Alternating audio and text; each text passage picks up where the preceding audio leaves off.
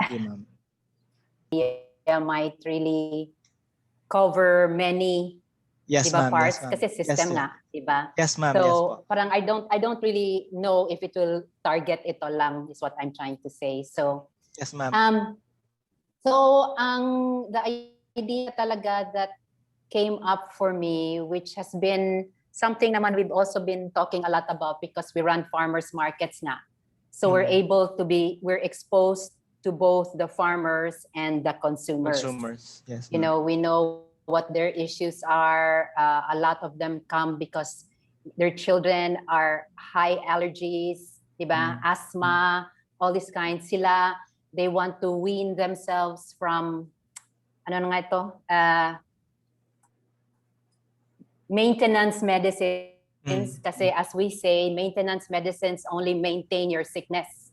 Right? And so they're searching for ways to not be so dependent on chemicals themselves and pharmaceuticals. So, yun, ang ano ko talaga is, since you're an educational institution, a lot of academia is really well represented here as well, you know, is that what we notice kasi, and I'm also part of an anti-GMO movement, right, in Cebu and the Philippines, is how, like I had contributed earlier, the unconsciousness of the consumers. They don't know that they actually have a role in improving the food system and that they can play that role, not just their buying power, but so many other things. They can be co-producers. So in short, is to create a consumers education and action network, because we were looking, at least in Cebu, we were looking for,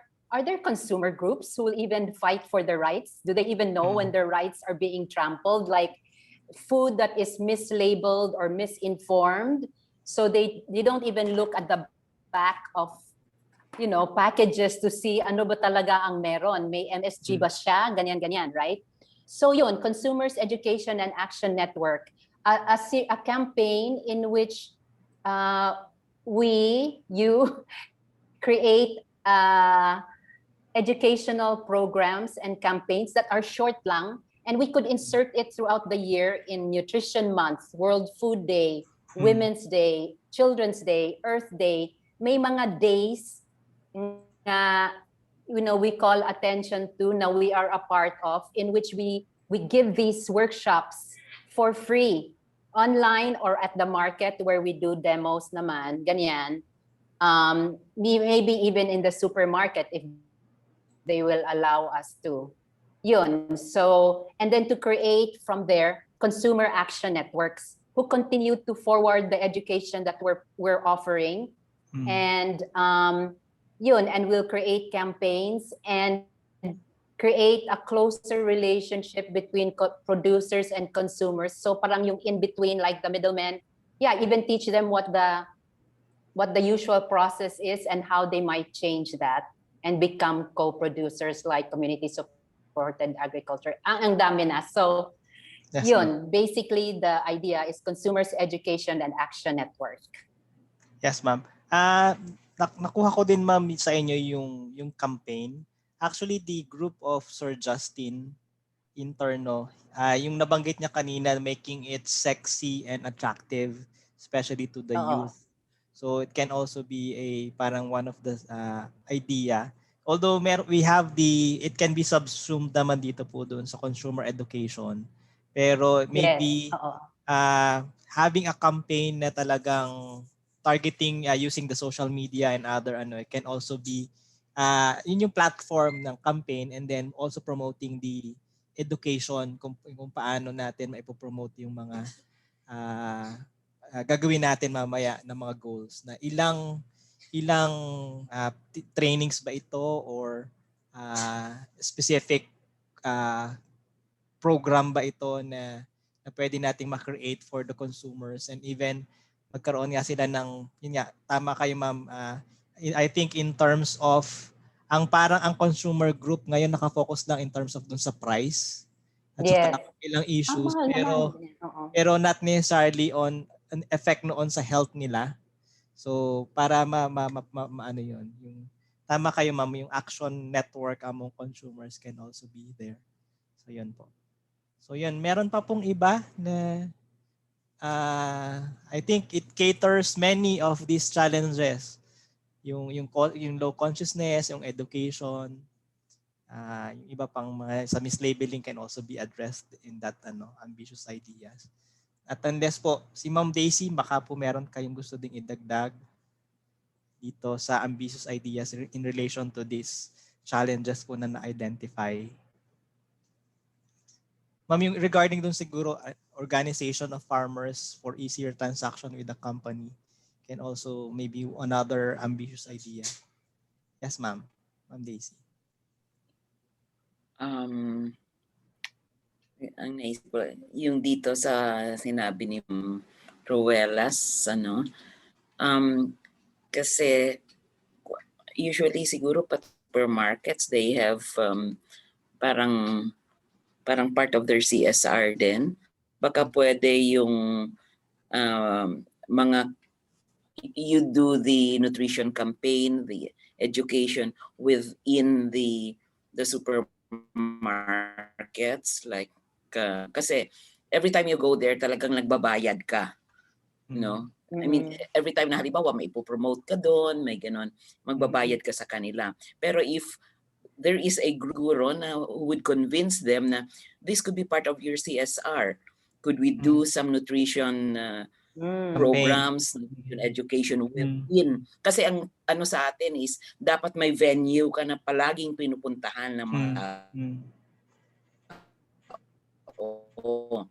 kasi kahit na ready mga tao, hindi rin nila maririnig eh.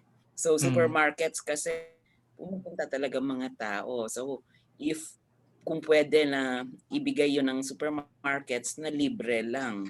Like halimbawa, usually kasi pag nag-ano ko doon, parang kukuha ka ng schedule eh. Then like kami, halimbawa, no, magbabayad kami for this certain period para i-promote, magsalita ka about your product. So parang ito, to talk about the nutrition program, ay pwedeng halimbawa, kuha ka ng mga 2 hours, then bigyan kayo ng isang location doon, kung pwedeng libre na yon for them as part of their CSR. No? So, ang ano ko lang doon is dapat may group na mag-approach to them kasi hindi pwedeng individual eh. Hindi ka mapapansin eh. So, yan yung sa education campaign. Okay, ma'am. Thank you po. Siguro kaya, sige ma'am, sige ma'am Teresa. Sige po. Ma'am Daisy, that's exactly right. Kasi sa Cebu Farmers Market, like I was saying, 3 na yung venues namin. All the places are given to us for free as CSR. So we already have areas. Maski yung Ayala has been wooing us, come na. Kasi syempre, especially after the pandemic, konti lang pumupunta. So parang mas conscious na yung pagpunta nila doon, tapos it brings traffic in. Mga ganyan. So I think this is really a good opportunity to involve businesses in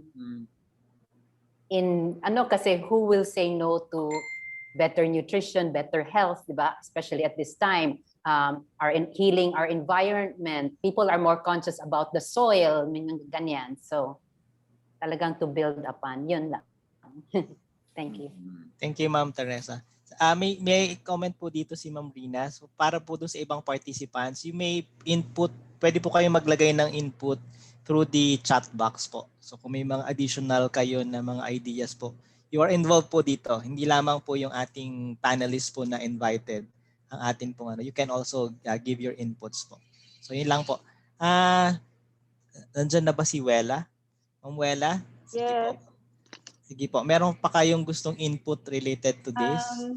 Parang isi-share ko lang ng konti yung experience namin kasi we've been doing parang mga ganitong activities din. Kasi sa post-harvest, yung approach namin is more of the value chain. So from the production hanggang sa consumer. So we had one study on papaya na consumer survey talaga kami kung ano yung gusto nila or kung ano yung mga nagiging problema nila on a certain commodity. Pero yun nga po sa papaya. So nalaman namin na yung nabibili pala nila sa supermarket ay bitter, mga ganyan, or hindi nagra-ripen pagkadating nila sa bahay.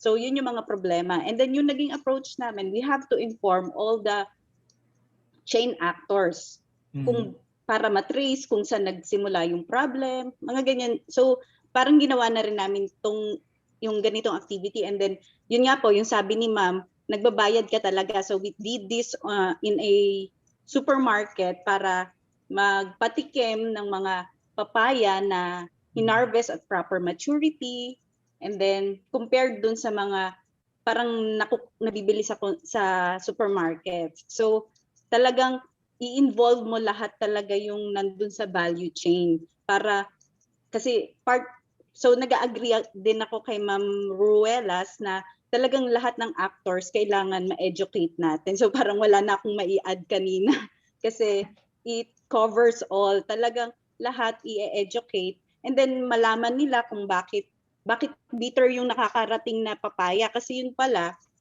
supposedly yung may sila yung i-harvest natin. So yung mga katabi nun, parang 3 fruits in a tree ay hina-harvest na. So yung chances na may dalawang medyo immature na fruit na makakarating sa market. So yun yung parang evidence or science behind kung bakit merong hindi magandang product na nakakarating sa consumers. So yun yung parang isang paraan natin kung gagawin naman nating approach on organic commodities. Kasi aside sa mataas yung prices niya, ano pa ba yung mga nagiging hindrance kung bakit hindi siya nabibili? So pwede nating magkaroon ng interview sa mga consumers.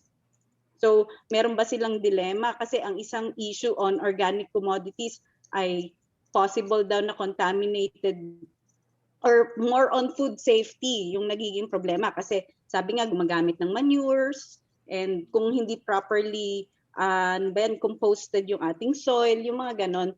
So hindi natin, parang kailangan nating malaman din yung perspective ng ibang consumers bukod sa kaya hindi nila mabili kasi mataas yung price or very limited lang ba yung availability. So marami tayong parang kailangan more dun sa value chain kasi mas consumer driven. So meron ba talaga tayong malaking demand for organic produce aside sa medyo limited din yung availability ng organic produce. So ayun po, yun yung isa kong, pero yung ambitious idea ay kung maganda na nauuso kasi ngayon talaga yung farm to fork. So kung yung consumer may access talaga doon sa nagpo-produce ng organic produce, kasi mga online na yung purchasing natin ngayon, di ba? So parang yung traceability na issue naman, madali mong maano na ito nanggaling kay ganito. Parang yung magkaroon ng platform na may access yung consumer na malaman kung saan niya nabili yung mismong produce. Tapos yung suggestion kanina ni Ma'am Daisy naman, parang yung yung cooperatives, parang doon ma-add din yung traceability kasi alam nung parang assembler or kung sino man yung magpo-provide ng onions, for example, alam niya yung production practices. Parang sino-shorten natin yung value chain. Unlike before na sobrang haba, na ang daming pinagsasalin-salin. Kasi yun yung mga nakikita namin sa post-harvest. Talagang isang problema kung bakit hindi rin maganda na yung commodities pagdating sa consumer kasi multiple handling talaga. So kung we could shorten the value chain, so parang halimbawa producer and then one middleman who parang consolidate and then consumers. Parang ideal. Para yung traceability ay madali, kung saan magkaroon ng issue, halimbawa nagkaroon ng contamination ng certain microorganism, parang alam kaagad nila. Yun po. So more of shortening the value chain. Okay po. Thank you, Ma'am Wela, for that. Wala pa po dito si Sir Justin, So mukhang hindi siya nakapasok ulit dito sa ating group. Anyway po, so I think we have many ideas na po dito na na-create. And ginroup na rin po ng ating ating documentors yung ating pong na into certain 1, 2 hanggang 5 na groups po itong ambitious ideas. Maybe we can leave this for now po itong institutional challenges. And then we go to the next. Si Ma'am Rina, sige po. Yes, Sir Dennis, na nag-comment lang si Ma'am Yet dito Ay, sa chat natin. Opo, Gusto hindi ko ko lang nabasa. ma-capture yung information hub. Sige, ma'am. So para malaman ano yung demand, tapos kung ano din yung supply. So para malink na talaga yung consumers din sa producers. Yes, ma'am. Apo. So yun yung isang pwede rin nga gawin na ngayon ko lang nabasa. Ngayon ko lang na-open yung chat. So may information hub na pwedeng i-create na para mag-meet yung producer at saka yung consumer. Na sa ngayon ay nangyayari sa mga different online platforms ng pagbili ng nating goods. At I think this is one of the positive na resulta nitong ating quarantine na hindi nga tayo nakikita-kita, and then they created this mga platforms kung paano magkita yung producer at saka yung consumer. Sige po, maganda pong yon, yung creation of information hubs for na mag-link doon sa ating even the government can create that din later. Nabanggit dito yung Picard na pwede rin siyang magkaroon ng ganoong platform ang Picard. So government can also help in that providing that infrastructure na hubs. Okay po. So pwede na po tayong pumunta dun sa next. Actually possible na yung ibang ambitious idea na nandito ay magamit din natin dito sa production. So in relation naman po dito sa production challenges, so how to produce high-value products, capacitating the consumer to produce their own nutritious food, yung packaging ng ating organic produce, yung reducing the food wastage, access to planting material, seeds, land, etc. Production and post-harvest losses, so parang related yun sa food wastage. Yung limited land in access in urban areas at saka unsustainable production of protein-rich food. So, ano po yung mga ibang ideas naman po natin dito? I mean, ambitious ideas na pwede natin suggest. Yes po, Sir Denver. VP Nico raised hand earlier. Yes, sir. Hindi ko lang alam kung nabasa yung comment ni Dr. Jane Reyes na include sa curriculum ng SUCs about yung about yung consumer. Nabasa nasa chat Nakalagay dito in RA 10068, incorporation of organic agriculture in the curriculum for both formal and non-formal education. Perusing SUC's curriculum, emphasis is more on production of crops, so not much on post-harvest food handling. So dapat i-emphasize natin also yung post-harvest and food handling. Currently po, at least for UPLB, I know na we have courses on post-harvest and food handling. Even po for livestock, I believe yung isang group, sina Dr. Lumbo has some courses animal science, but maybe not specifically for organic livestock, but livestock in general. So I think we have that po. Pero we can emphasize nga po na siguro maybe in their curriculum, it should be included specific for organic livestock and organic crop production and even post-harvest po.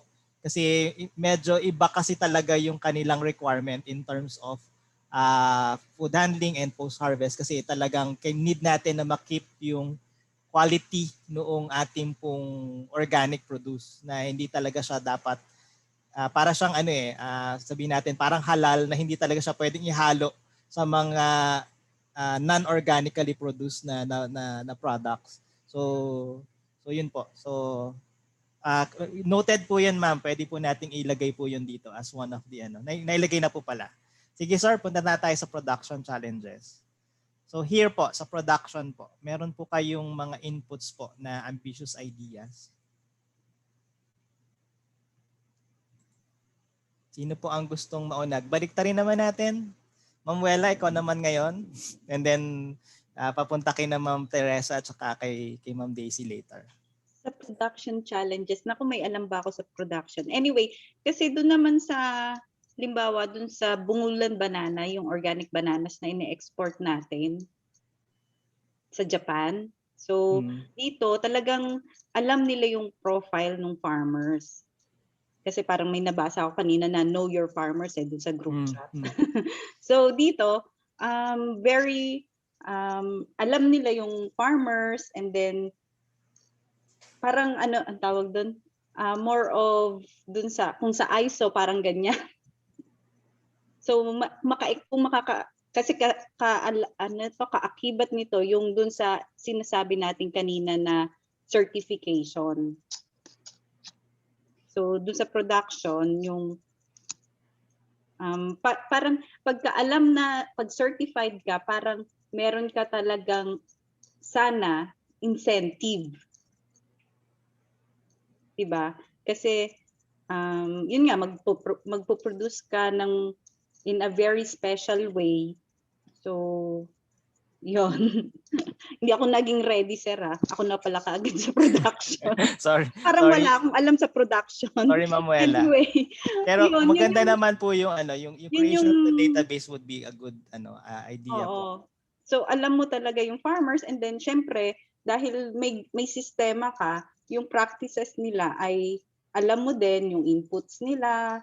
So medyo controlled ang lahat. Unless doon sa mga issues na may sabotage talaga.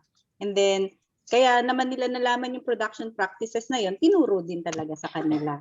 Pero with regards yung food wastage, kasi sa production, more on loss naman talaga to, hindi siya waste. Pero kung ma-adapt natin yung proper production practices, palagay ko, minimal din yung losses. Kasi kaya naman paminsan marami yung losses sa production kasi uncontrolled naman talaga yon kung may pest. Pero kung malinis yung farm mo, mami-minimize yung pest and diseases. So, makikita ko doon na less din yung losses eventually. And then, at the same time, kung yung mga inputs natin ay environmental friendly, so nakakatulong tayo sa climate change. Pero yung ambitious idea ko naman in terms of production ay, ano ba? Sige sir, yung iba muna, baka sige po. Thank hindi you. ako masyadong ready sa production. Sige po. Thank you. Actually, parang tatlo na lang yung ating po. Yan na si Sir Justin. Yan, nandiyan na si Sir Justin. Sige po, Ma'am Teresa. Kayo po muna.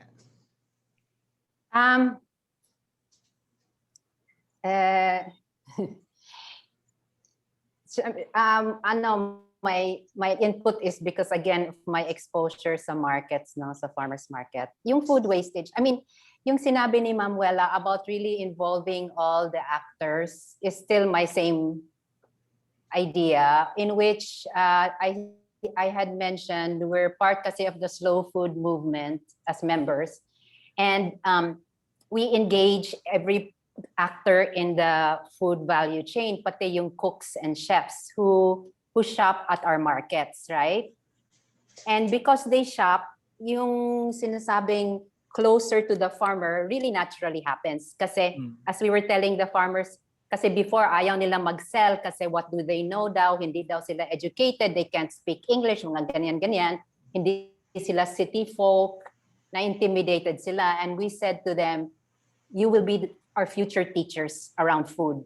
And indeed, they have become teachers, informal education.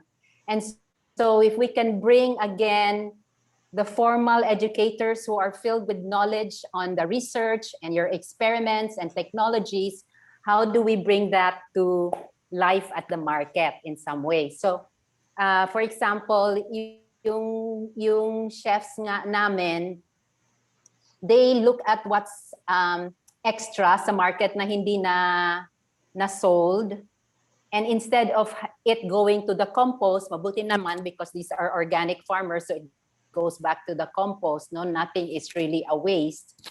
At the same time, both for the consumers and farmers, like one of our chefs volunteered to collect the unsold and make soup and bottle it. So now we need to study storage of soup. How do you package, you bottle it so that longer shelf life siya? I'm sure you have all of these on research. So yun, it's again involving them and in playing a role in it. So yun, walang food wastage.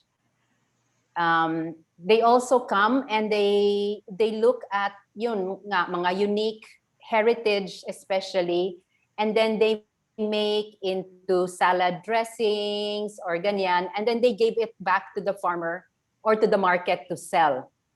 You know what I mean? So I don't know what the ambitious idea is, pero those are ideas that we have been playing with that we really want to expand on.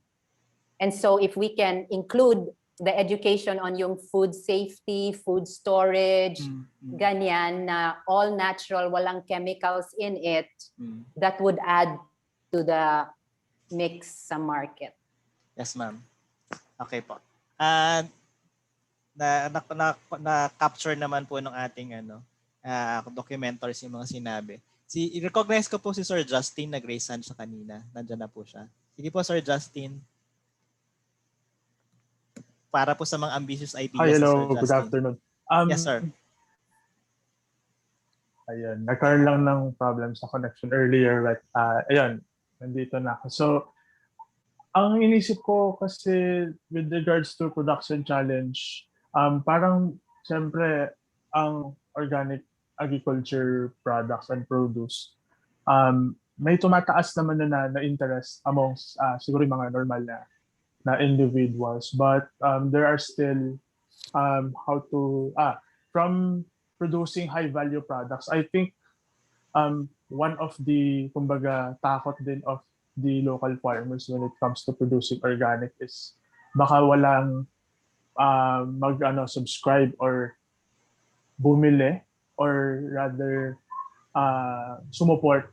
So I think it would also come from the needs of consumers as well kung merong mag-clamor for additional supply for organic produce. So ipapasok ko lang yung isa sa mga effort namin since we're coming from advocacy and communication, since we also want to promote sustainable agriculture as well.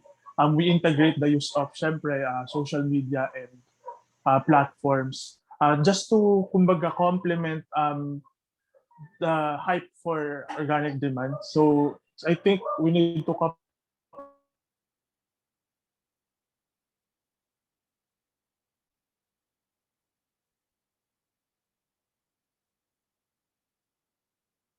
Sir Dennis, naka-mute po kayo.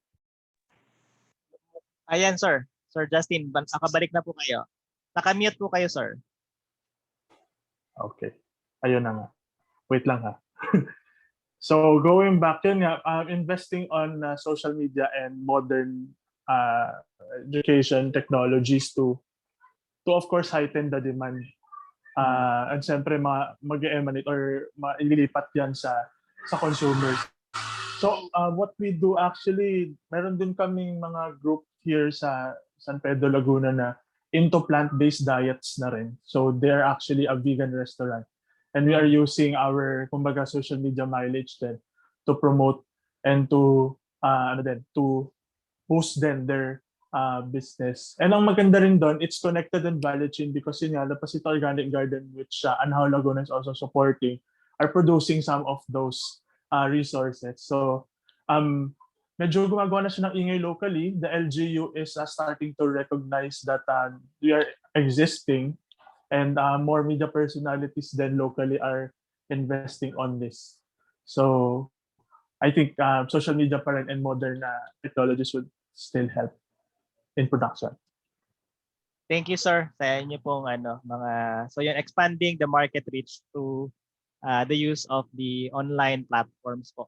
Meron pong nasa chat si Miss Marife Santiago.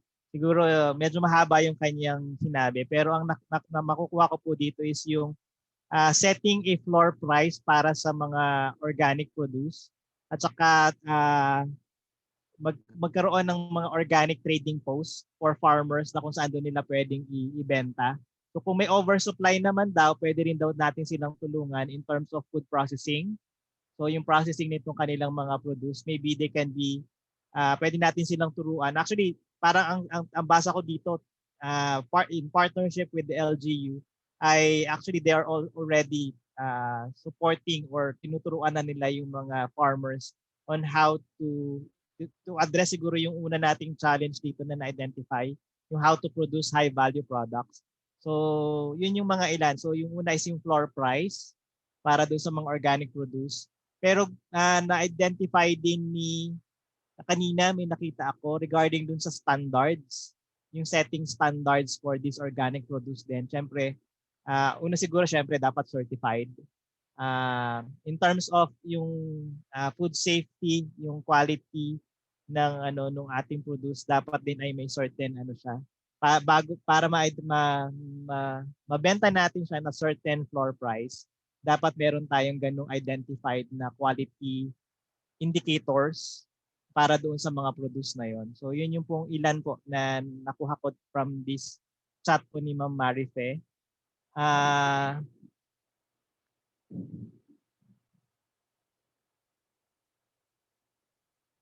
Ayun, meron ditong sinabi din si Ma'am Meg na yung one of the reason kung bakit unstable yung production ng protein-rich food is because hindi siya recognized ng consumers.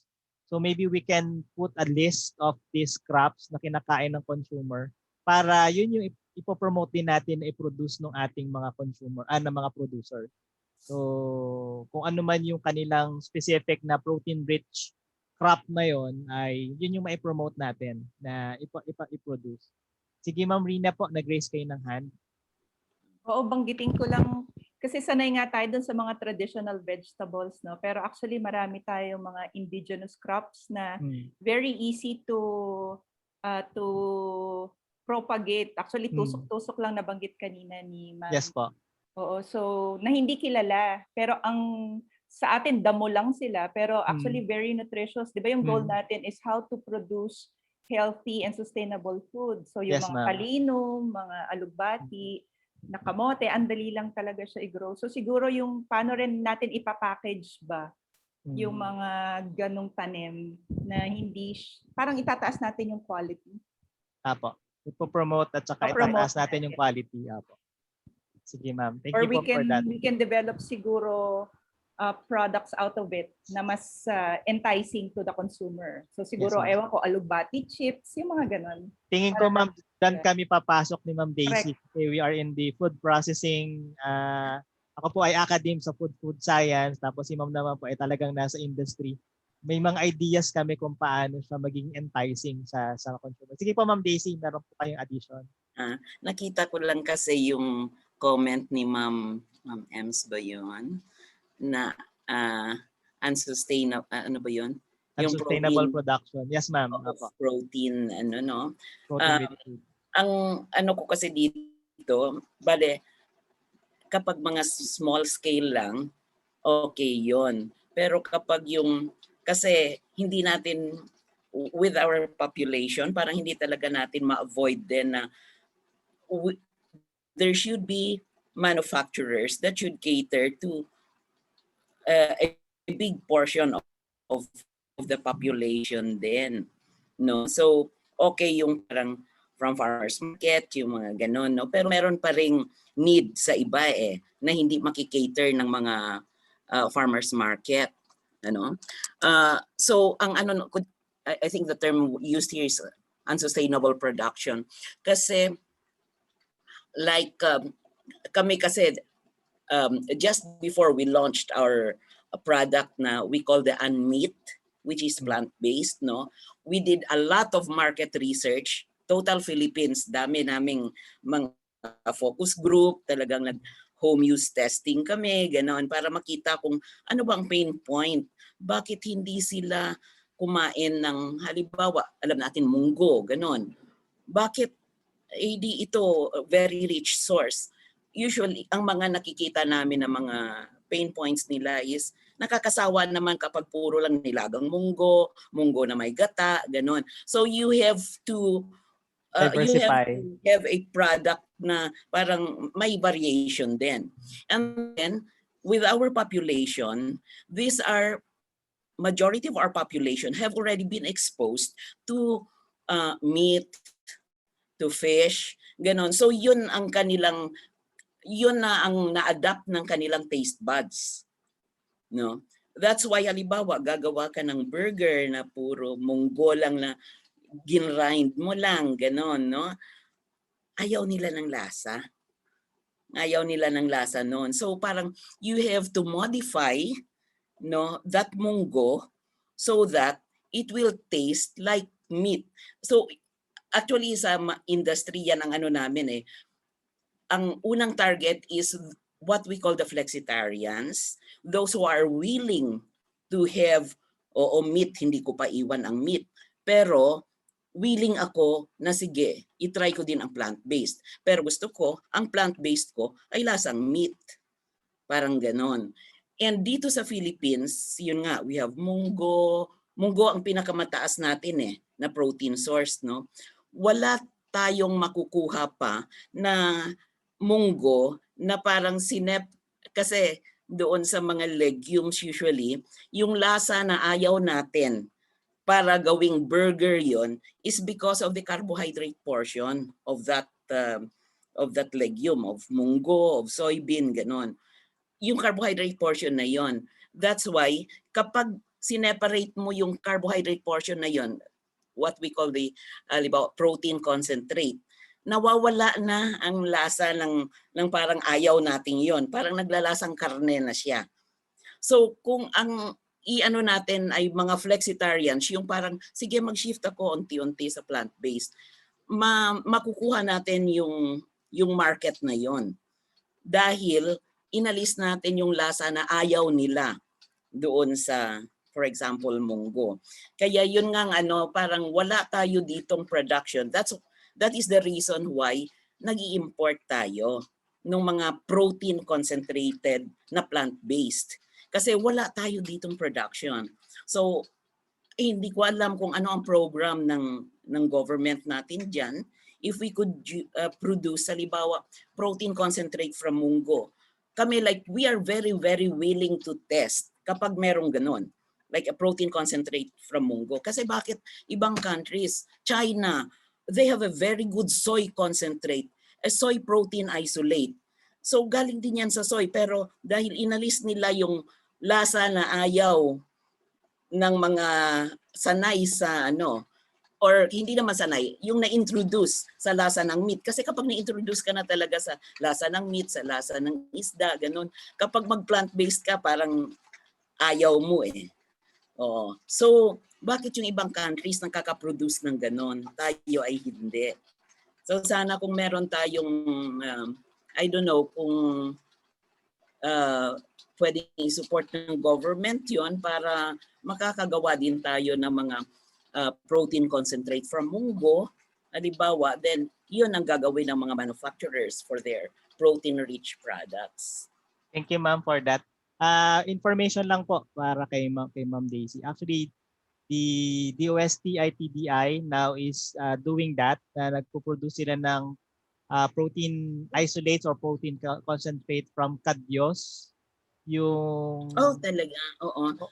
Although they're also trying other actually dalawa po yung kanilang legume na tinetest. They're also getting it from itong coconut, yung pong meal, yung pong coconut meal. 'Di ba pag after mong pag tinanggal na po natin yung pinakagata, so yung pong natirang meal po ayun ang ginagamit nila. And then meron din po sila from yung darak, yung rice bran, which is actually high protein and high fat also. Pero medyo nagkakaproblema sila regarding dun sa fat. Information lang po yung for ma'am. So I think the government and some institution are doing their part po on that, going to that direction po ng plant-based proteins, yung concentration. Plant-based, oo.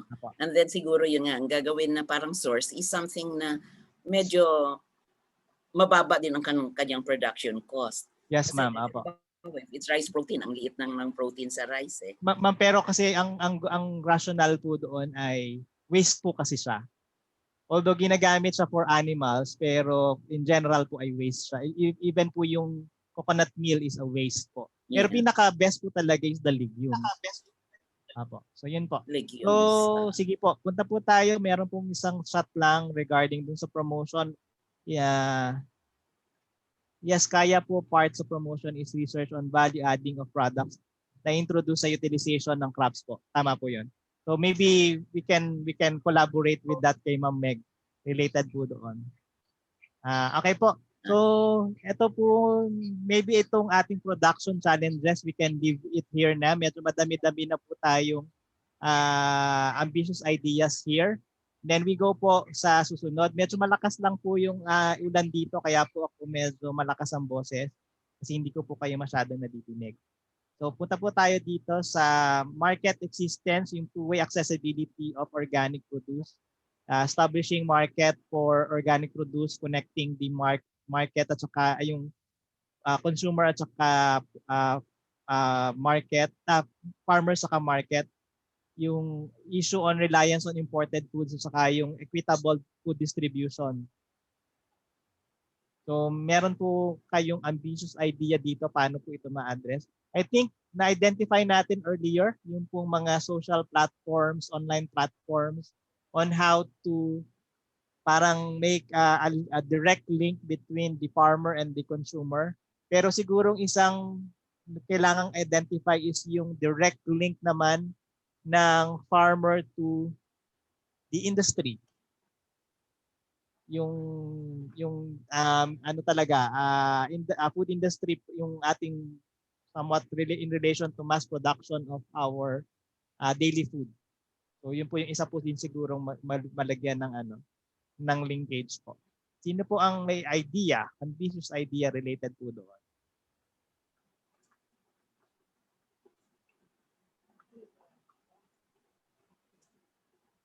Even with equitable food distribution of food. Yung po bang kanina na idea natin, pwede natin ilagay din dito ulit. Na yung use of ito pong expand market reach or mga platforms na pwedeng gamitin para i-link yung consumer at saka yung farmer. Yun yung akin po nakikita dito. Sige po, Ma'am Vicky po. Yes po, Ma'am Vicky. Kanina kasi na-mention na kasi ni Ma'am Daisy ang Glena, sana yung mga farmers magkaroon sila mag-form ng cooperatives para ma-pool yung kanilang mga products kasi nga malaki ang demand ng food manufacturing.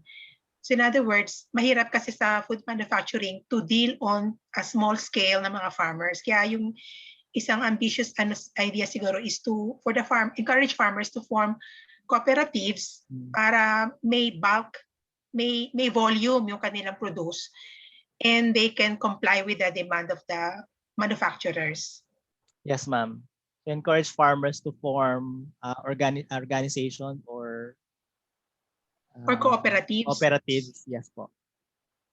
May nabanggit din po dito si Ma'am Yet regarding dun sa information hub na dun sa ating una po kanina can also be an ambitious idea under this. Kasi that will really link yung farmer po natin at saka yung atin pong market. So information hub na makikita nila, meron pa lang ganitong production itong mga farmers na ito. Ito naman yung need nitong market. So pwede nilang tapatan yung need at saka yung produce nung kabila naman po. So nag-agree din po doon si Ma'am Macrina Umali. So regarding doon sa hub.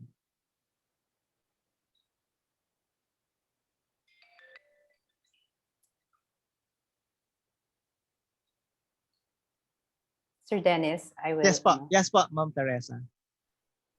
Yung idea not just because it's my idea, yung idea sa first set, di ba, can all be transferred also into this when it talks about the market, the consumers, Education and Action Network kasi sila ang may buying power. Yes, ma'am. No matter what we say, if they don't act or increase their, consciousness and interest, the production will really die away. Yung ganyan. So, and then also I agree with about farmer cooperatives. Yung sa markets namin, most of them are associations and cooperatives exactly for that reason. Na yes, no one farm can produce everything, and Yes. in actuality, if you expect a farm to produce everything of a crop, then you tempt them to be monocropping and to be not organic, right? Because they have to meet the demand. But if you have many small farmers together and you do good production planning, crop planning, then you can supply, And then the other thing, I don't know if this could be an ambitious idea sa market, is to really dedicate resources, etc., to helping mainstream our heritage crops. Yung, for example, the story of the mongo, there are many people who can't eat mongo din because of arthritis, gout, all of those Or things allergies. and allergies, high uric acid. If we look at our farmers and we really encourage them to bring, somebody said this earlier, yung hindi naman tinatago nila, but they don't offer it sa market, they don't because they're only looking at what consumers buy, right? Who's going to buy this? And yet, when we've gone to training in the farms, they serve us lunch kasi yun yung counterpart nila. And all of a sudden, there are these amazing, like tinduganay beans. Tinduganay is like stand-up beans, which have much less uric acid than mongo.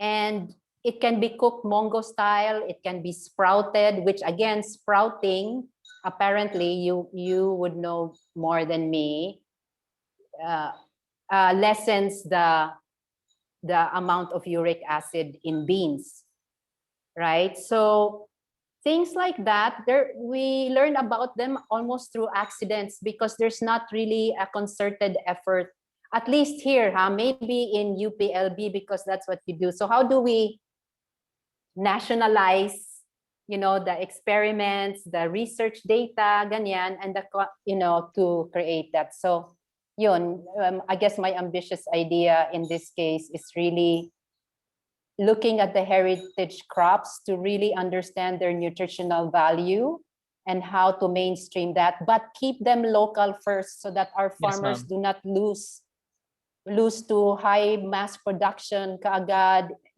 This has happened to us here kaagad multinational corporations, when they heard na may adlay kami or may millet that has high nutrition, biglang so mabuti na lang, we have the relationship with organic farmers and they agreed not to sell out, right? But then, how do we support them in selling in local? Diba?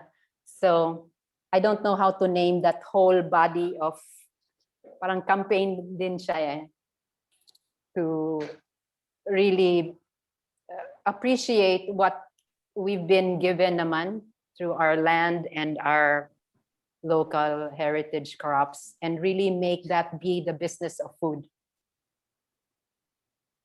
Supporting our farmers and educate. Yun. Thank you, ma'am, for that. Idagdag ko siguro dito kasi palagi ko makakatulong doon sa mainstreaming the heritage crop. Yung seed quality maintenance, saka syempre yung sourcing of those seed. Kasi kung gusto natin siyang ipatanim sa mga farmers, we need to have a source of those mga heritage crops na yon. And then of course, dapat yung seed din na ibibigay natin sa kanila is of good quality. So nabanggit po yun ni Ma'am Lucille regarding dun sa seed quality maintenance na pwedeng gamitin nga po ng mga farmers for their organic production. So yun po yung isang na input. Actually earlier pa ata na input ito pero yun, related lang po dito. Sabi ni Ma'am pwedeng magkaroon ng seed bank. So pwede sigurong yes. Yun as in general a seed bank. Sige po. Mm-mm. Thank you po para doon sa mga...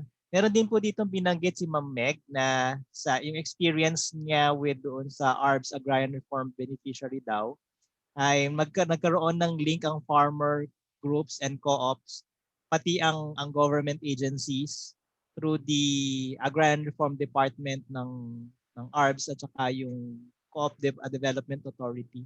So pwede ditong magkaroon na at I think it can be linked dito sa hubs yung hub na hindi lamang consumer producer and even government can join kasi the hub can be the government po. So sila yung magli-link doon sa consumer at saka producer. And then even yung other needs ng consumer at saka producer can be addressed by the government.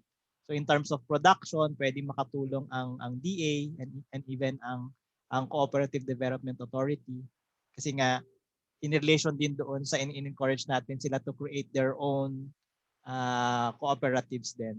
So pwedeng yun po yung mga ilang yung mga links dito po. So link yun between this creating the hub at saka yung farmers cooperative din.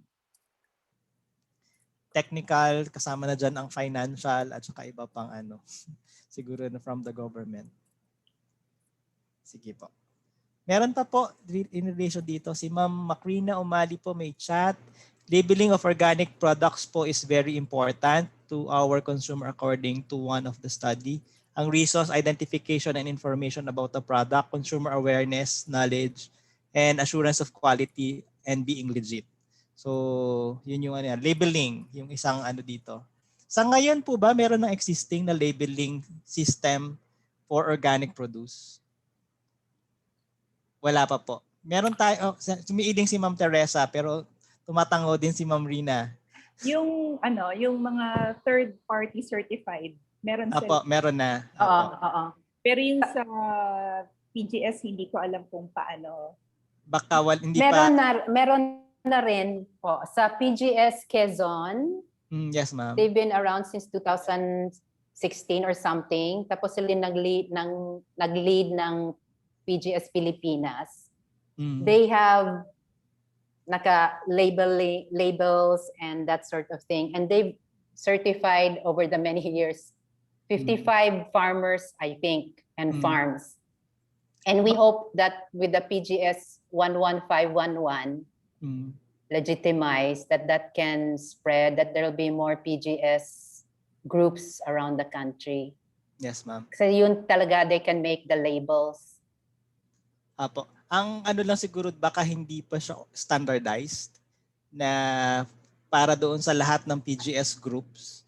So dapat siguro government can intervene here na kung paano i-standardize yung na magkakaroon pa ba ng ibang label system ang third party certified at saka PGS?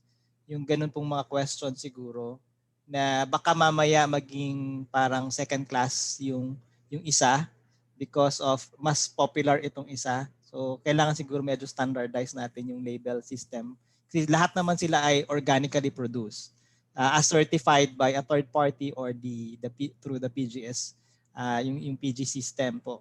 So tingin ko naman ay yun ang aking idea lang po. Pero syempre other people may have idea doon sa standardizing the label. So ano po ang niyo doon? Tama ba ako sa akin pong nabanggit? I guess, sir, basta ang importante kahit third party certified or through the PGS, ang importante lang is to properly identify talaga kung Yes, ma'am. Yes, yung totoong organic kasi ang daming nagki-claim organic, ang daling maglagay ng label na organic. But, yun nga, siguro is a reason why the consumers do not really parang support yung organic agri is hindi rin sila minsan sigurado kung totoong organic. May fake na lumalabas. Apo. So kailangan siguro meron talagang information campaign din. Yes, ma'am. Paano mo malalaman na organic to? At saka yung by knowing your farmer nga. Kahit walang label yan, kung alam mo kung sino yung nag-produce. Yes, ma'am. Thank you po. Thank you. So dito siguro natin tapusin po yung ating discussion regarding ambitious ideas. So may mga chat po. Salamat po dun sa mga na nag-chat. Mukhang medyo na ano naman na po natin, na take into account na po yung mga ideas po ninyo. So punta na po tayo doon sa next step, which is setting goals. At least for the next 3 years. Na-create na ba natin, Sir Denver, yung ano? Or should we give you time? Maybe we can have a 2-minute na health break po muna habang Yes. sineset up po ng ating mga documenters yung atin pong next na ano na slides po. Okay po. So 2-minute ano po muna tayo. Sir, kahit Health 5 break. minutes siguro. Sige ma'am, kahit 5 minutes po. Sige ma'am, sige. Ano lang sila. Sige ma'am. Okay po. Thank you po.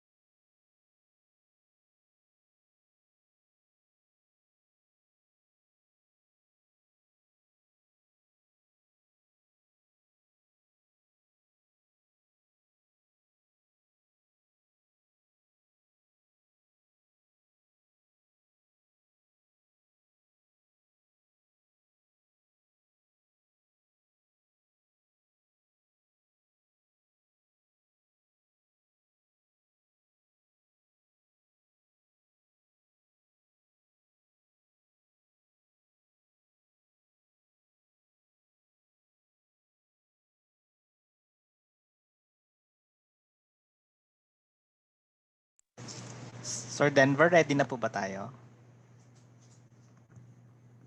Ay, sir, 2 minutes po.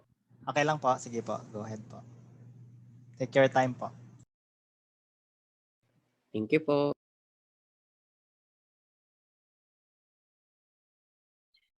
Sir Dennis.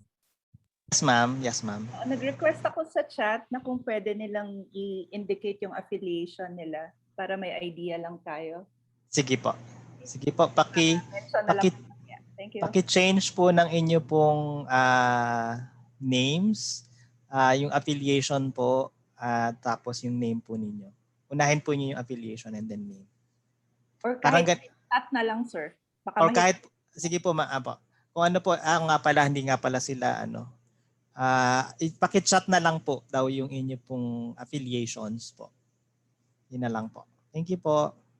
Habang inaantay din po natin yung ating pong material.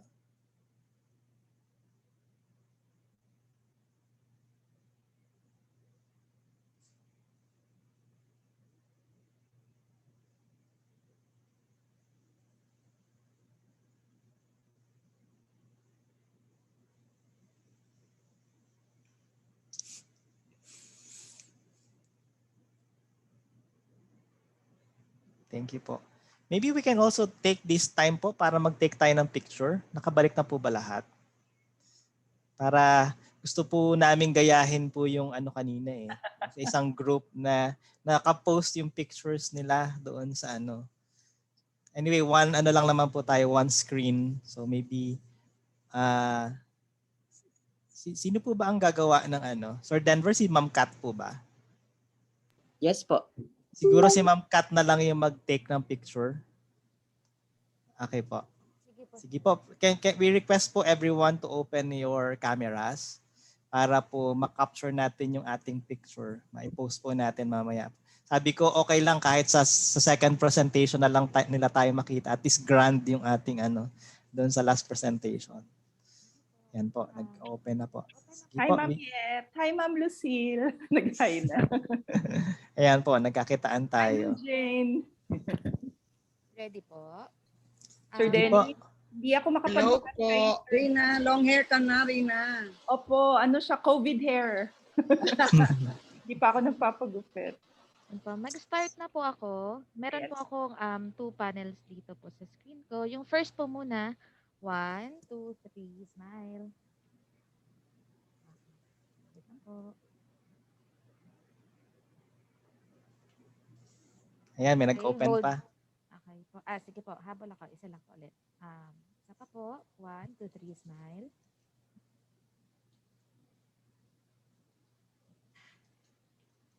Okay. Last na po. Wait lang po. Okay. 1, 2, 3, smile. Yan. Thank you po. Thank you po. Sir Denver, okay na tayo? Yes po. Sir Dennis. Yes po. Yes, Ma'am Rina. Hindi ako makasend ng message kay Sir Justin. Sabihin mo na lang ngayon yung ating request. So, pwedeng live na. Okay na yung live. Okay. Sige, po.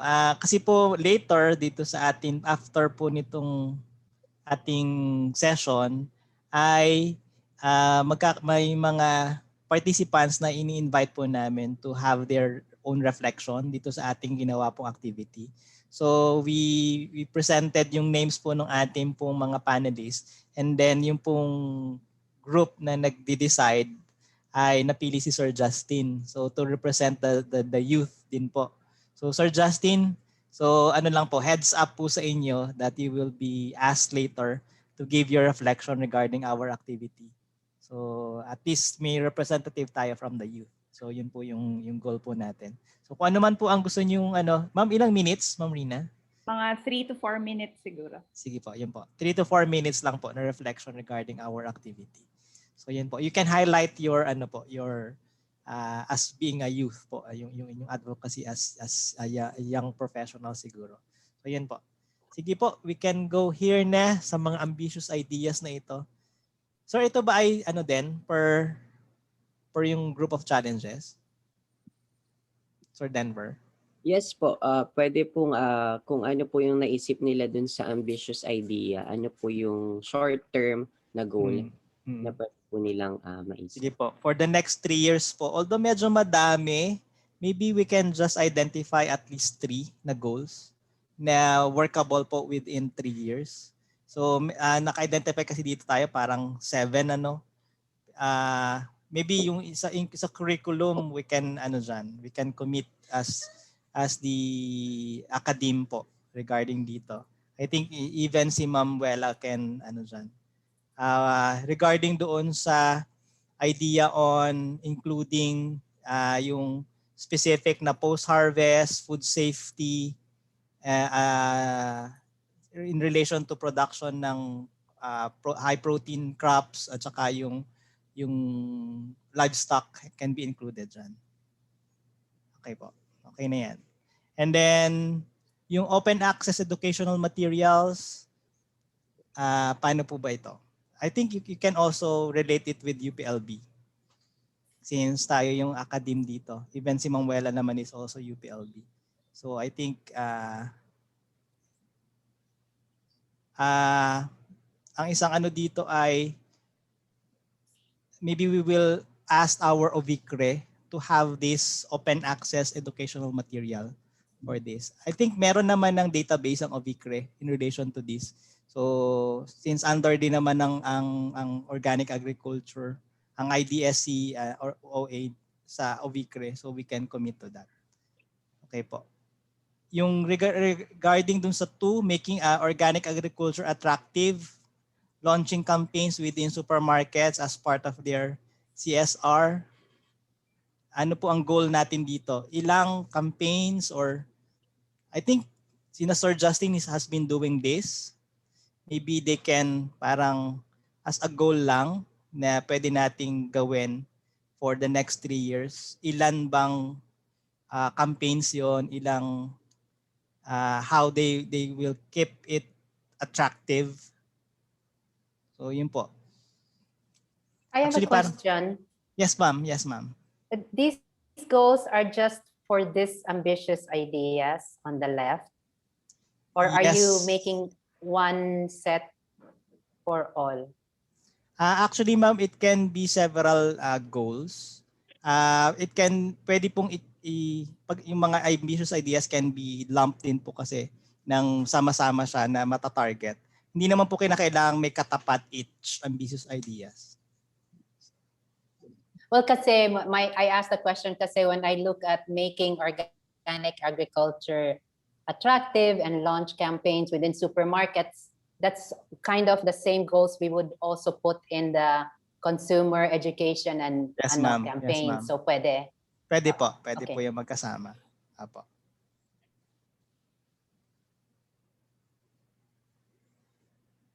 So ang lang po dito with that goal, later kasi yung commitment naman ng mga participants din.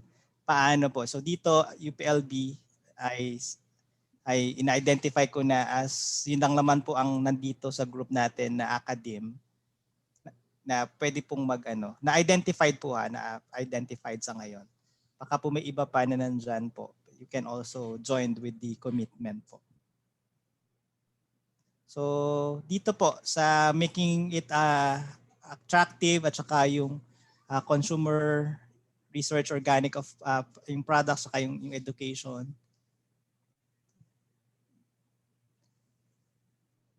Ano po ang goal natin dito na pwede nating i-set for the next 3 years? Like yung mga na-identify namin dati dun sa aming mga practices, ilan bang campaigns nga or ilang ano yung mga platforms na gagamitin? May number ba? Nandun si Sir Justin. Ano pong idea niyo dito, sir? Mukhang kayo ang meron ng experience po dito eh. Making organic agriculture attractive, hindi lamang sa young, pwede din po sa sa in general po, public. Sir Justin? Ay, hello. Yes, sir.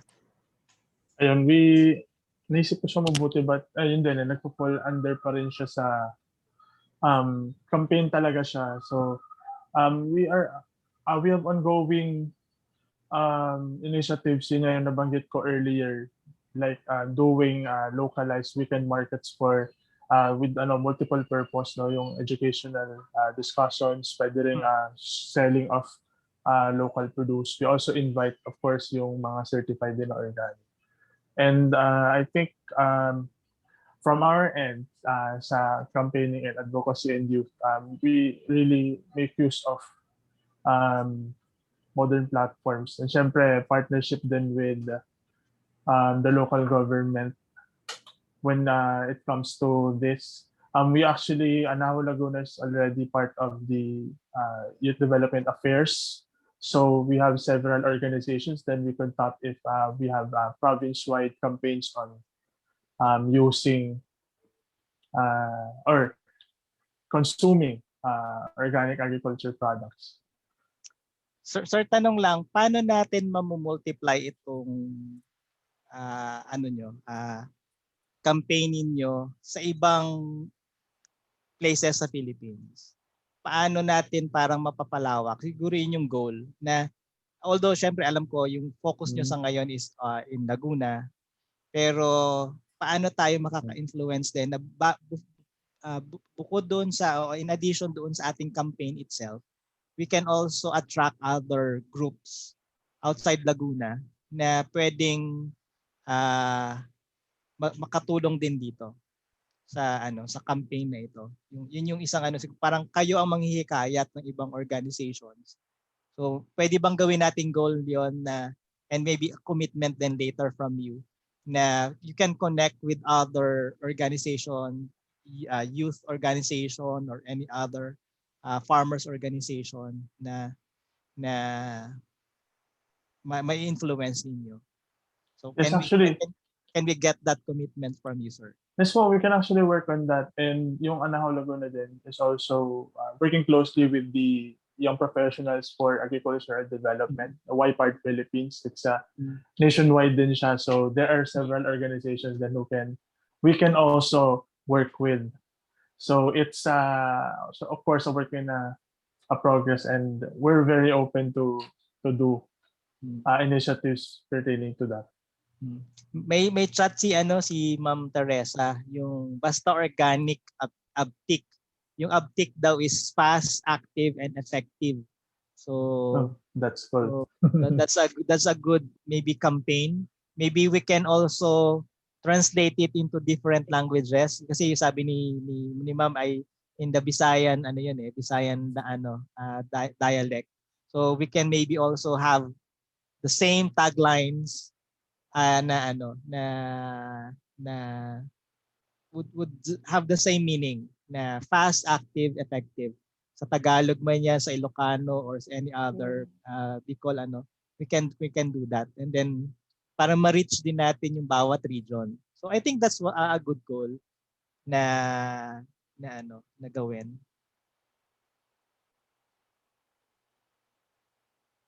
Can I say something? Sige ma'am.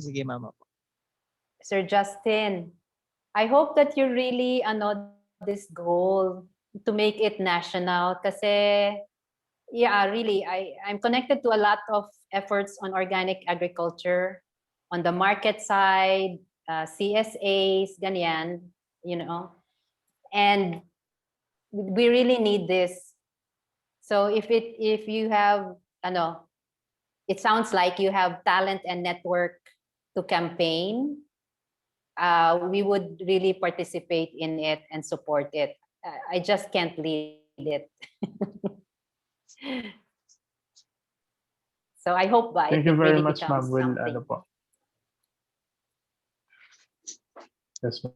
Sige. So are we hearing a yes from Sir Justin that they will make this goal nationwide? Yes, sir. Thumbs up, sir. Medyo nag-lag ka. Tapos, sige po. Habang inaantay natin Sir Justin, mukhang nag-lag si Sir Justin. Ang akin pong isa po siguro para dito po, ma-end na natin itong under this. Itong creation of hubs to link consumer and producers. I think, although wala kasi tayong representative from the government here, but I think UPLB as a government university then, national university can spearhead this. So I think this is something that we can link with the other government agencies. Yes, Ma'am Rina. Dennis. Sige. Yes. Si Ma'am Yet. Si Ma'am Yet po. Sige po, Ma'am Yet. Dennis, yung sinasabi ko kanina na Agri-Aqua Business Hub ng Picard, Yes, ma'am. bagong ano nila yan, bagong create nila, pero talagang grand ang gusto nilang mangyari dyan. Yes, Parang ma'am. ano na yan, existing yan. Meron akong bagong approved na project na Yes, po. Vegetable production and marketing dito sa sa Calabarzon. And Yes, ang po. goal noon is to link doon sa Agri-Aqua Hub for Okay po. information sharing talaga. So we can instead of UPLB parang spearheading this, we can collaborate with Picard on this kasi Yes, yan ma'am. talaga Yes, yung yan talaga yung intention nila. Yes, ma'am. Thank you po. Thank you po for that. Ma'am, ano ko lang po kasi for at least for this session lang po ay tayo lamang yung somewhat may direct connect with Picard. So I think UPLB can commit po na tayo ang makikipag-ugnayan with Picard regarding this Yes. initiative po. Apo. Yes. Thank you, I ma'am.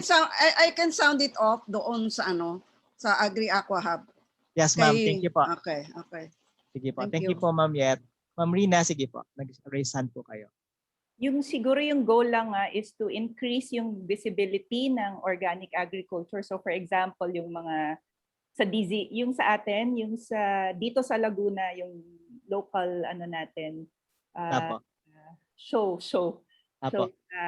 UP. Pwedeng magkaroon ng series po of discussions about organic agriculture. So kailangan ma'am. talaga mas mapalawak yung reach about organic agriculture. Ang alam ko, ma'am, yung dito sa Laguna na yon is also aired in Royal Cable. Tama, di ba? So at least we can have a reach then Tapos sa local. mapicture yung mga nagpa-practice ng OA. So para makilala nga nila yung mga producers. Yes, ma'am. Apo. Sige po.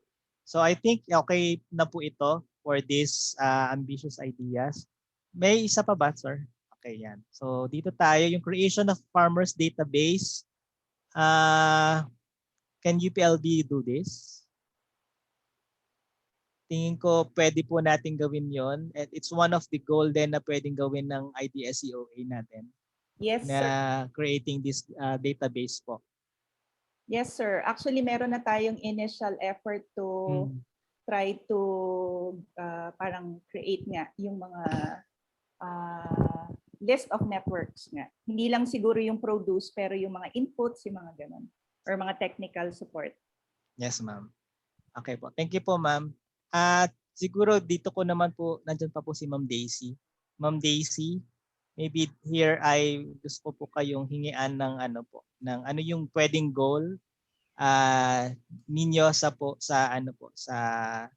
food industry na pwede po, especially dito sa although we can promote these protein alternatives, yung innovation, at tingin ko po yung product development, even if nagagawa po siya ng academe, pero tingin ko mas advanced ang capability ng food industry in terms of product development po. Sige, ma'am. Siguro, sir, basta close linkage lang with academe. Yes, Kasi, like halimbawa, ang mga laboratory facilities for testing, wala kami noon halos. Kaya Yes, ma'am. Yes, ma'am. na-outsource din namin. Parang what we could help more on the marketing side, like Yes, ma'am. yun nga, if we could do market research, focus group, yung mga ganon. Oo. Pero the testing, mas yung academe. So basta close the na lang, linkage, coordination. Yes, ma'am. Sige po. So regarding market research, siguro as one of Market the research, idea doon kami makakatulong. in innovating organic food products po na enticing sa consumer. Yun yung Yes, isang oo. saan. So market Kasi, like kasi we have already developed a product, or then yung parang testing, consumer testing, doon kami makakatulong. sige, ma'am. Kasi we have a group for consumer testing. So it's a yes po, ma'am, sa inyo na commitment nyo ito na to conduct this market research on plant-based protein, high protein po na Yeah. Yes, ma'am. Para kami din from the academe, tapos in close coordination with you, Yes. we know na ito pala yung mga crops na pwedeng feasible na pwedeng ma-promote sa mga farmers. na pwedeng magkaroon din ng research kami na for the Yes. processing aspect. So yun, sige po. Yes. Mm-mm. So actually, Sir Denver, ito mukhang inaano na natin, although these are goals, pero nandun na rin yung kinukuha na rin natin yung commitment. So maybe that's something na pwede na rin natin magamit doon sa susunod na slide, sir.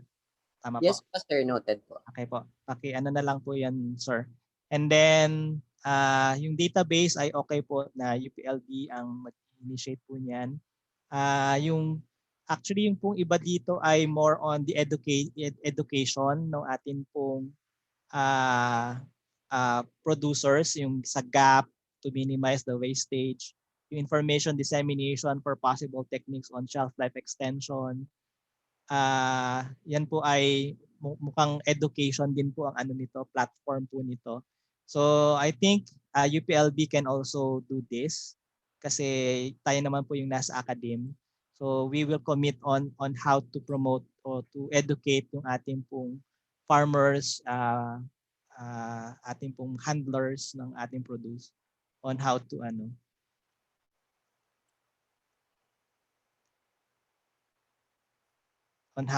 keep the shelf life po na mas mahaba. Yes po, Ma'am Teresa, meron po kayong sabihin? Wala po. Okay po.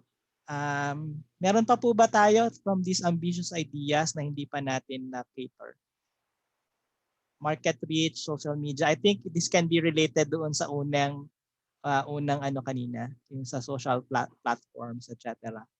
Doon sa kanina natin. Maybe that's doon na natin siya i-subsume, yung expand market reach through the use of these platforms. Minimum price for organic produce, yung standardization.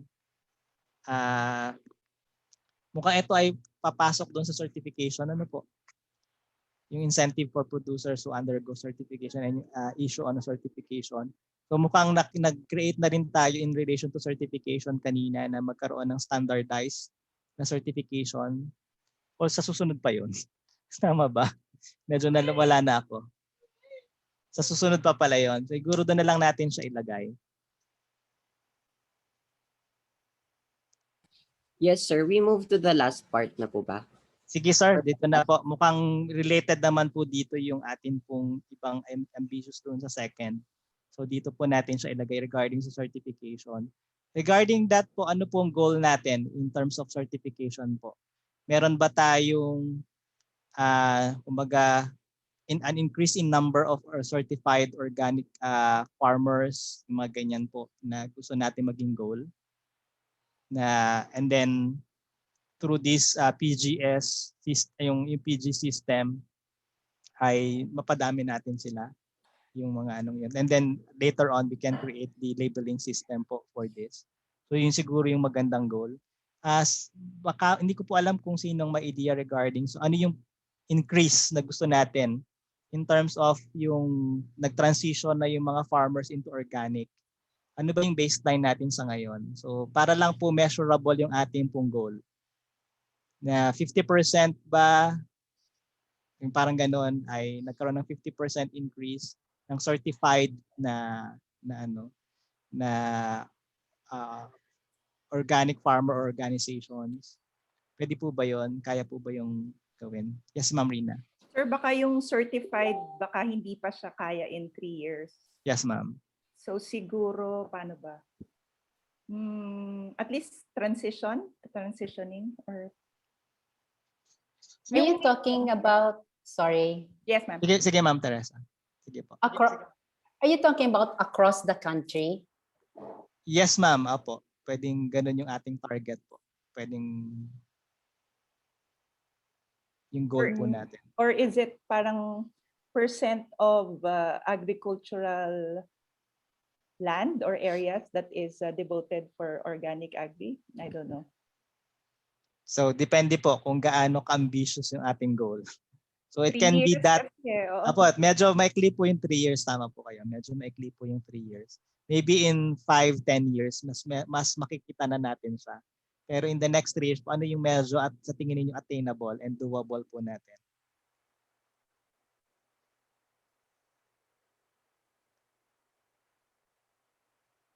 Parang sa 3 years, parang more of info campaign pa, mga ganyan pa Apo, yung kaya apo. natin.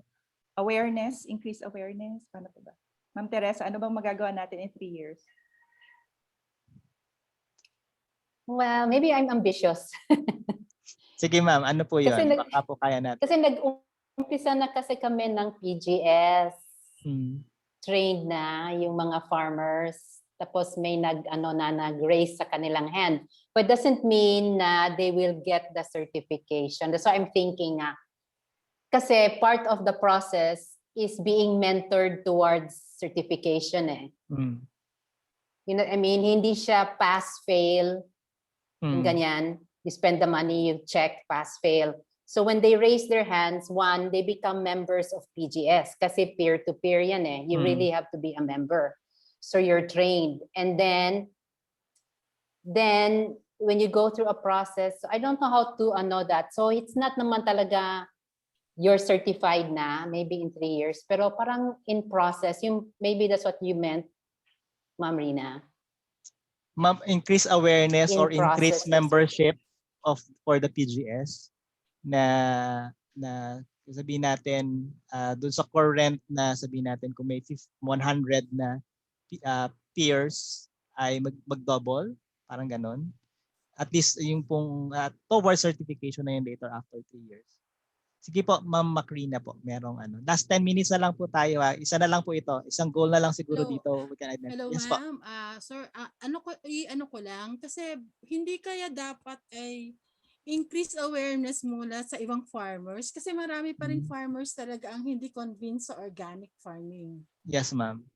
Opo. So Doon kung muna. Apo. magsaset tayo ng goal, siguro maglagay tayo ng percentage na ma-achieve natin na yung mga farmers ay maging aware. Kasi according do sa isang study namin about organic inputs, nahihirapan ng producers na magbenta sa farmers kasi hindi nga sila convinced sa epekto ng mga organic inputs sa kanilang farm. Yun lang po. Salamat. Siguro lagyan lang po natin ng percentage in terms of increased awareness. Ilang percentage ng ating farmers yung magkakaroon ng awareness dito. And then eventually ay magiging member ng PGS. As peer certifier, ganyan po, na eventually sila din ay mismo magiging certifier. Ano pong commitment natin? Na I think here it's not just the farmers group or the academe and even sina Sir Justin as sa campaign. The individual efforts tayo. I think for this ay collective efforts tayo. At lahat tayo ay magtutulong-tulong talaga to increase this awareness to go into organic agriculture. Kumaga kanya-kanya, pwedeng collective po tayo na effort. Yan, increase awareness of farmers and consumers. Sige po. Is there, di ba meron dito somebody from Loam CP, League of Organic Agriculture, Municipalities, Cities, and Provinces? Parang I saw earlier when you were sharing, because somewhere there is to partner with Loam CP in making this happen because meron ng kasing, I don't know what, di ba? That's their goal is to increase by how many hectares of land or to be used for organic farming, including increasing the number of mayors and governors who will sign up to be Loam CP, meaning to really drive organic agriculture in their LGUs. Yes, Papa. Pero if there's none here, I don't know how. Ma'am, baka po sa ibang hindi group natin sila napasama. mag-go ba? Si Ma'am Vicky po nag-raise hand po. I-recognize ko lang po. Sige, Ma'am Vicky. Dito kaya dito sa goal na to, pwede kaya nating i-group na, for example, yung mga nagko-conventional farming, so meron tayong awareness. Yes po. So in other words, after 3 years, yung mga nagko-conventional farming, ilan dapat yung aware na after 3 years? And then meron tayong group na nagta-transition. So yung nagta-transition, after 3 years, ilan na dapat ang fully nagkaroon ng transition. And then yun pong mga nagpa-practice na ng organic farming, after 3 years, ilan yung masa-certify sa kanila? Pwede kayang i-group natin. Yes, ma'am. Sige po. That's good. Sige, ma'am. Magandang idea po yun. Ang ano na lang po natin is yung magic number. Ilang percentage? Sa farmers po existing, 50% po ba sa tingin niyo will be, in terms of awareness, ay attainable in 3 years or mas mababa? And then yung pong sa nagta-transition, maybe 10%, 20%. And then dun sa certified na, maybe the same 10%, 20%, since medyo maikli po yung 3 years.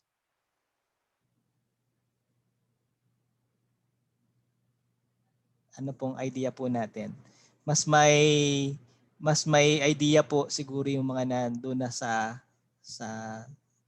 nagpa-practice na po ng organic agriculture.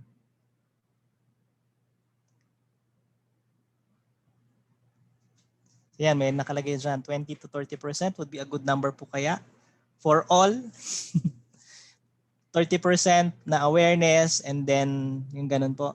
Ay pala, may 50% pala. We have 6 minutes po. Sorry po. That really means that Justin has to up his campaign also. Ayan, Sir Justin. Yan, nakabalik na si Sir Justin. To get to 50%. Maybe, para hindi naman pressured si Sir Justin, maybe we can make it 30%. Cut-across po. 30% aware, 30% transitioning, 30% certified. Parang ganun po. Parang increase po yun 30% increase. So at least we get the 1/3 at least for the next 3 years. And then the next 10 years, I hope we can attain 100% kung possible po yun. Or yung consumers ba? Yung consumers, ma'am, I think for that, at least 50% palagay ko po. Kasi awareness lang naman po yung ating pong inaano dito. Awareness. And even higher. I think so. Even higher. 50% I mean, siguro. we can ambition. Apo. 50% would be a good number po for the consumers. Thank you, Ma'am Rina po doon. To aim for. Apo. Siguro yun na lang po, Sir Denver, yung ating gagawin. And then, I think here, tayo pong lahat ay will commit. 15 minutes pa po pala. So medyo mahaba-haba pa pala. So sabi ni Ma'am Meg, tama daw yun. Increasing thirds will be a good goal. So 30%, 30%. Sige sir, na po ito. Itong sa sector pledges. But I think na nakuha na natin. So maybe we can just put it in writing. And then a thumbs up po. Sige po, Ma'am Vicky. May question kasi si Ma'am Daisy sa chat box. Sabi niya, yes, may I ask if we have a medical personality who could endorse organic farming? So in some of our consumer focus groups, this comes up as a question. Yes, I think we can ask medical practitioners. Yeah, kasi in addition lang doon, yes, ma'am. Awareness, ang dami na naming focus group. Like, madami yung, they are aware. They are aware, but parang, is it really a benefit? Parang ganon. Parang they still question the benefit. So, I don't know if so nasa belief nga, Yeah, they know that there is organic farming. They know that these are the practices in organic farming, but is it really worth, I mean, parang more on the product safety. Yes, more ma'am. Yes, ma'am. Safety ang question nila. Actually, those are kasi dalawang ang meron sa environment, then meron sa health. So usually ang parang nagko-question ng ganon is if their concern is health. Pero if their concern is environment, parang no question na yon. Pero kung health ang kanyang main driver to shift to organic, parang medyo may doubts pa. Yun ang mga lumalabas sa aming market research. Maybe we can ask yung pong isang doktor, yung kumandidatong senator dati. Sino nga yan, yung cardiologist na medyo ano siya, may ganyan po siyang advocacy. Willie Ong po. Apo, si Doc Willie Ong. Maybe if we can ask him, and even nutritionist siguro na on the Madami naman. Apo, marami namang nagpo-promote. Tsaka, we have parents that also will attest to it. I mean, Yes, ma'am. to their children and their health, ganyan. So get the stories out. Maybe there can be a storytelling hub then, not just statistics and but people with testimonials. That could Yes, all be ma'am. part of the campaign then.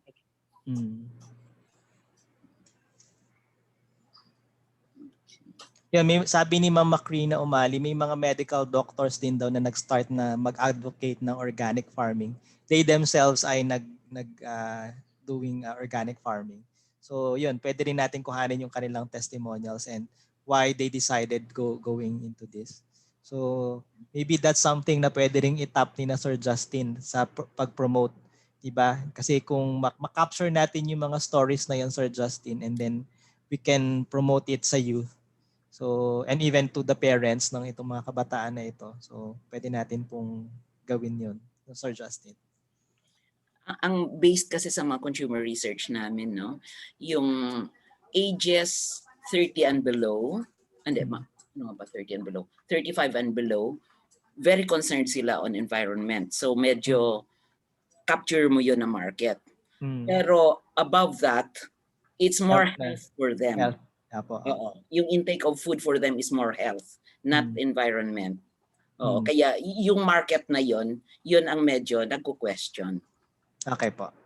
Thank you for that po. So I think we can do something dyan sa ano na yan po.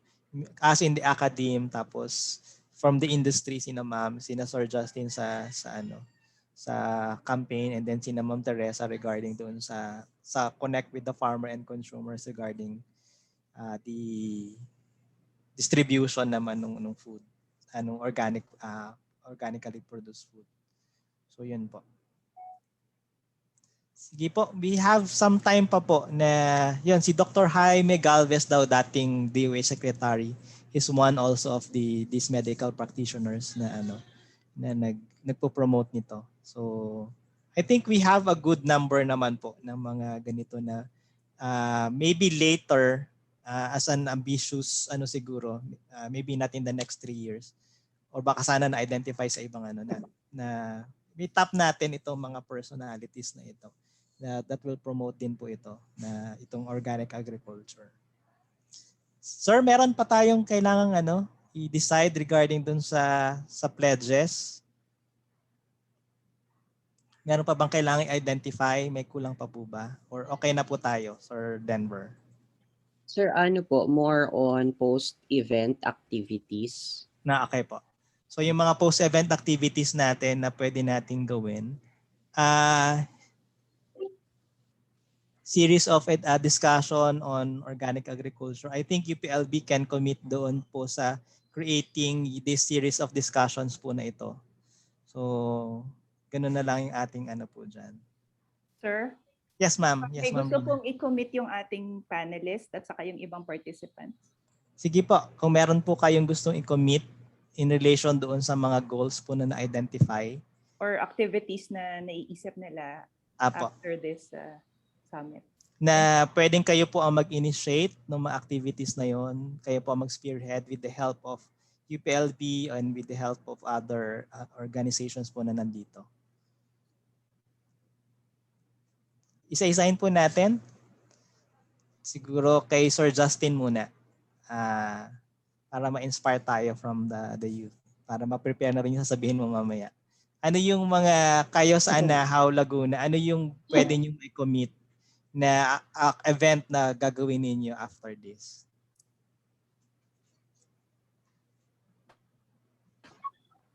Well, and to be honest, siyempre we're not that large as an organization. So we will, of course, top our...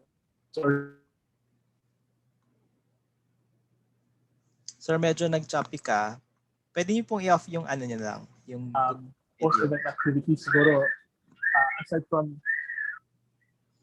from preparing for campaigns, is also to continue linkages kasi we want it to go nationwide. So yun nga yung nasabi ko din earlier that we can tap national organizations then. And of course, the campaign alone wouldn't stand without the support of other sectors. Yung LGU,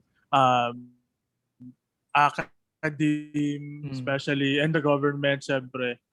So it's more of post-event linkaging for us. No? Yun yung additional work na we could commit to do. Yes, para ma'am. talagang mag-continue siya. Thank you, sir. Thank you, sir, for that po. So yun, ano na lang po ng aming capture po yan. Ma'am Teresa, sa inyong part po.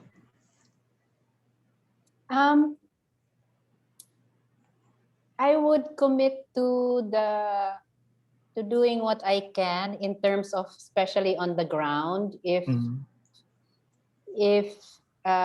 like for example, if Justin creates a campaign and I would be a thinking partner, Justin, and also reach out to networks in different parts of the country, especially in Cebu. We have a very active youth farmers, ganyan, na who can help in the campaign. So if ever any of this, wants to be prototyped, I will commit to offering Cebu as one of the areas to prototype on. Yes, ma'am. Thank you for that, ma'am. Thank you. Ma'am Daisy, sige po. Ano po ang mga post-event activities po na pwede namin may sulat dito at maging commitment niyo po? Teka. Kasi like yung sinasabi natin kanina, although I don't know if it's post-event na immediately post-event, yung like the market or the requirement of the manufacturing companies, no? So yung figures, kasi parang mahirap kasi mag-organize ng co-ops, mahirap kung you don't have the figures. So figures as to how much do we need, yung mga ganun siguro. Thank you, ma'am. Thank you, ma'am, for that. At least matapatan ng ating farmers o ng mga kasi yung need ng industry. Kasi yung iba kasi sabi, kwento-kwento lang yan. Thank you, ma'am. Ma'am Wela sa Academe po, as Ayan. representative So, ng Academe. Thank kami you. naman on post-harvest, lagi, very much willing po kami on collaborative works, and then pwede po kaming kunin as resource person para mag-share on the importance of post-harvest handling. So, dahil ngayon madali na mag-conduct, somehow pwedeng online, mag-share kami on kung ano yung mga tamang paraan para ma-extend natin yung shelf life ng ating organic produce. So, parang kahit impromptu, talagang kung gusto na kasi meron namang existing na produce yung project nila Dr. Del Carmen, parang training manual on organic produce, parang post-harvest handling of organic produce. And then may mga technologies din kami na pwedeng i-share na parang village level na madaling i-adapt ng ating mga organic produce farmers. Ayan. So, marami kaming pwedeng i-share. So, kung halimbawa, meron din kayong nalaman na technology na pwede naming i-test, na halimbawa, yung pinapractice ng mga organic farmers, and then we could conduct a trial in the laboratory para ma-explain kung ba't naging effective itong mga paraan na ito. Kasi kalimitan talaga ngayon, parang ang gusto ng mga farmers and then consumers ay evidence talaga. So, yun. Yun po yung mga maitutulong namin na pwede talaga nating gawin kaagad. Based sa science, yung gusto ng mga farmers and consumers. So talagang kailangan ay napag-aralan din bago i-adapt talaga ng farmers. So sige po. Malaking tulong po yan. We have 3 minutes na lang po. May chat lang po din dito si Dr. Reyes regarding ATI, BAFS, BPI, BAI. they have regional offices daw which have beef up programs, particularly on cascading to LGUs, which ordinances can promote organic agriculture, holding organic agriculture markets, fairs, and farm demos.